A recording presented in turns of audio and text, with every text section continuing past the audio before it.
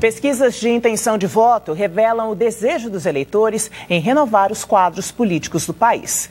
Mas as regras aprovadas para a votação desse ano podem tornar essa renovação mais difícil. Lia tem atuação política desde 15 anos de idade em movimentos sociais. Pela primeira vez, pretende se candidatar ao cargo de deputada federal pelo PSB e gostaria de renovar o Congresso. Mas Lia esbarra em uma dificuldade: a falta de dinheiro para a campanha. Estou entrando num sistema cujas regras do jogo são bem árduas para quem quer inovar ou para quem não tem recursos, que é o meu caso.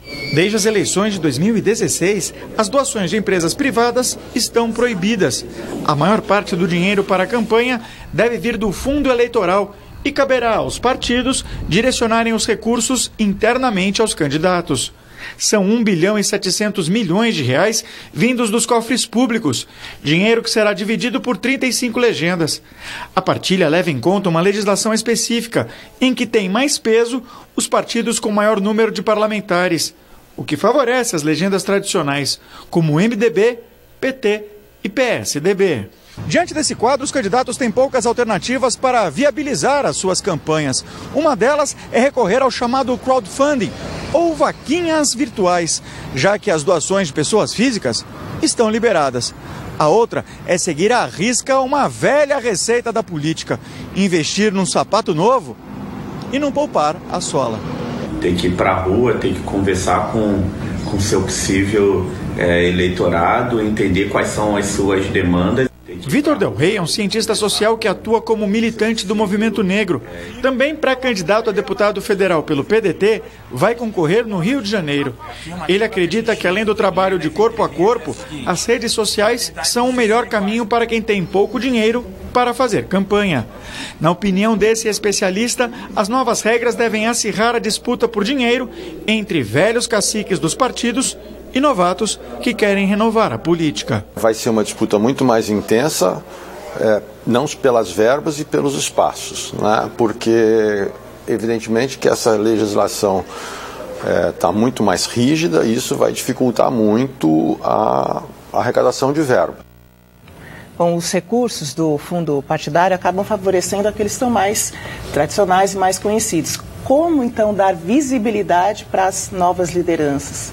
Eu acho que o TSE deveria normatizar, regular e fiscalizar, evidentemente, a distribuição do fundo partidário de cada partido nas candidaturas que se apresentam, não é? Isso não tem regra definida.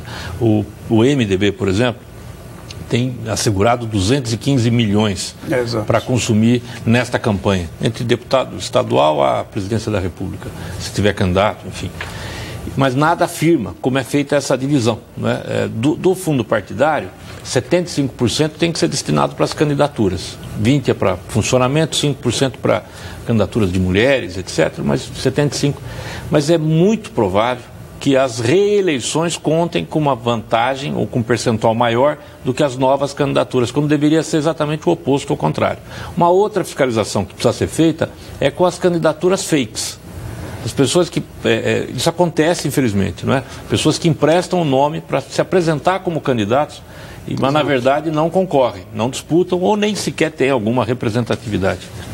Álvaro. Não, eu acho que, tal como foi montada a decisão sobre o fundo partidário, vai caber às oligarquias dos partidos tomarem a decisão.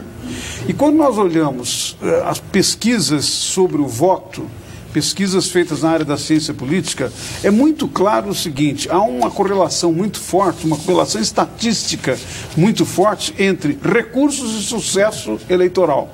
Por exemplo, quando você examina a subrepresentação das mulheres no Brasil, um dos fatores extremamente centrais para essa subrepresentação é não apenas que muitas vezes elas são bloqueadas nas convenções, mas para além disso o fato daquelas que passam o bloqueio e se candidatam não têm recursos suficientes. Porque no caso das mulheres acontece uma coisa mais complicada ainda do que todos os outros novatos que estão buscando ocupar o seu lugar. É o fato de que, como elas nem sempre, na maior parte dos casos, não controlam o recurso próprio, o patrimônio familiar, nem isso que a lei, num certo sentido, abriu a possibilidade de que os candidatos possam se autofinanciarem, elas podem fazer. Então, eu estou chamando a atenção para esse exemplo do caso das mulheres, para mostrar como, para sugerir como a legislação que foi aprovada mantém em mão das oligarquias. Acho que nós deveríamos, não é, na linha do que foi sugerido, pressionar o Tribunal Superior Eleitoral para normatizar de tal modo que nas convenções os partidos tivessem que levar em conta não apenas o percentual daqueles que já são têm cargos, são parlamentares, não é? Mas também o percentual dos novos. E, num certo sentido, equilibrar a distribuição do recurso em função desta nova avaliação, não é? Vamos ao Twitter. O Bruno Alan diz que isso não é moral. O poder público não deve financiar partidos políticos. Além do mais, o voto deve ser facultativo. O Rui Martins diz que a maioria dos congressistas não seriam eleitos com o voto distrital. É preciso trazer o candidato mais próximo da sociedade. Sem passar pelo voto distrital, não há reforma política real e possível. O Wilson Fernandes diz: e-cidadania é muito bom. Pena que o povo brasileiro, em sua maioria, não abraça essa ideia, e se o povo soubesse a força que tem